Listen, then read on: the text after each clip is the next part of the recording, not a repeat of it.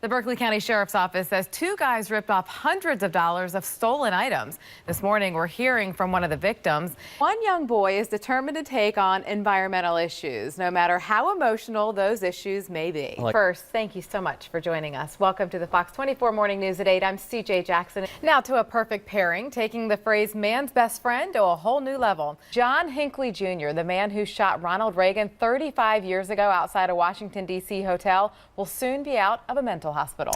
And still ahead on Good Morning Charleston, Wimbledon is getting a lot of attention, but not in the way you may think.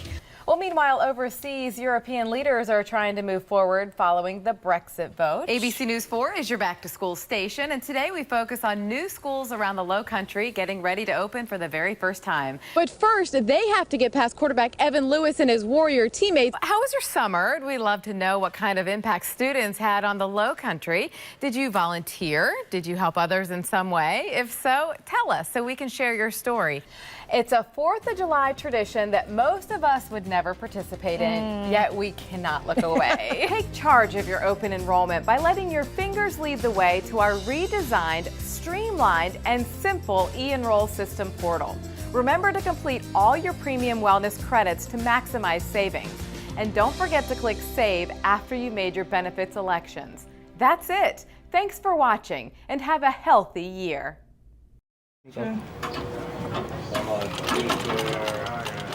In a 12 by 10 foot cement room on the western shore of Lake Tanganyika, Mamichu works diligently on her latest project, a custom-made skirt for a visiting foreigner.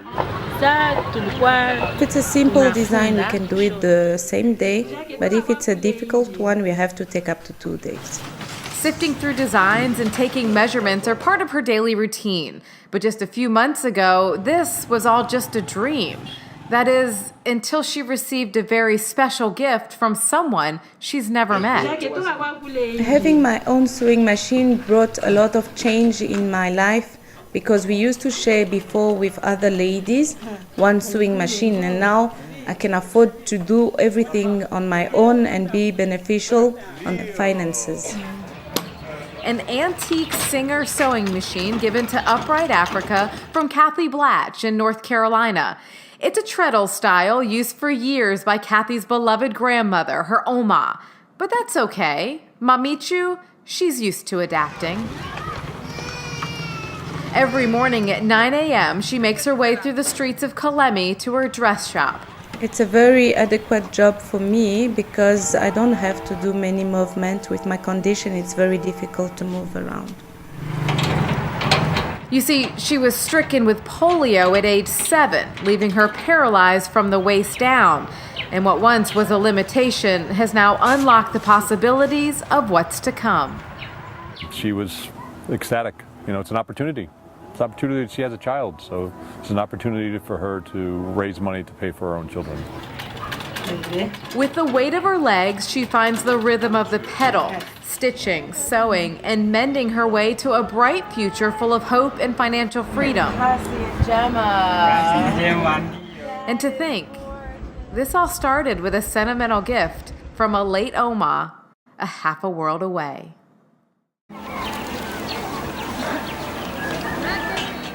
Of course, the living conditions in a third world country don't compare to how most of us watching this live. So for a sneak peek inside a better than average home here in Kalemi, I've asked Danny Muteni to lead the way. Danny is a 25-year-old Congolese. He is the right-hand man to Upright Africa's founder, John Woods. He's his assistant, his translator, and his Swahili teacher. If you see John, you know that Danny is standing tall close by, all 5 feet of him. We park at the top of the hill because Danny's neighborhood is only accessible by foot. We make our way down a very steep, narrow dirt path, straddling and tiptoeing through the sludge. The only thing catching you if you fall is the person in front of you. So rusty. After shimmying through the buildings, we arrive at an opening in a brick wall. It's Danny's home sweet home. Jumbo! He rents one side of a brick and plaster building with a tin roof and a bright blue door. Welcome, Mom. It's dark because, well, sometimes there's power in Kalemi and sometimes there's not. This time, a piece of machinery broke on the generator, causing a citywide blackout, going on 3 months now. In this room, this is my sitting room. Okay. Yes, I do my small work here How much does a house like this cost per month? per month. So, like this costs $25 per month. Inside the bedroom, despite a small window, it's pitch black. There's only room for an oversized chair and an ottoman draped with a mosquito net. That's where he, quote, passes the night. Curious about the bathroom facilities? Our tour continues back outside to a cement block building with 2 metal doors. Behind door number 1, the communal loo, a hole in the earth about the size of an average toilet bowl. There's no proper plumbing here, so the smell, well, you can imagine. John wants you to get a good look. Behind door number 2, another closet-sized room. This one with a bucket of water in the corner for bathing. Remember, there's no running water, so he has to walk about a half a mile to Lake Tanganyika to fill up a 10-gallon jerry can that's used for both bathing and cooking. And that's it. For $25 a month, Danny says he has everything he needs to be happy here. He knows he's lucky to not only have a space all to himself, but that he has a soft surface to lay his head at night. So I ask you, while you're brushing your teeth tonight under your running water, before you lay your head down on the cool side of the pillow and turn off the light, to remember that happiness is all relative.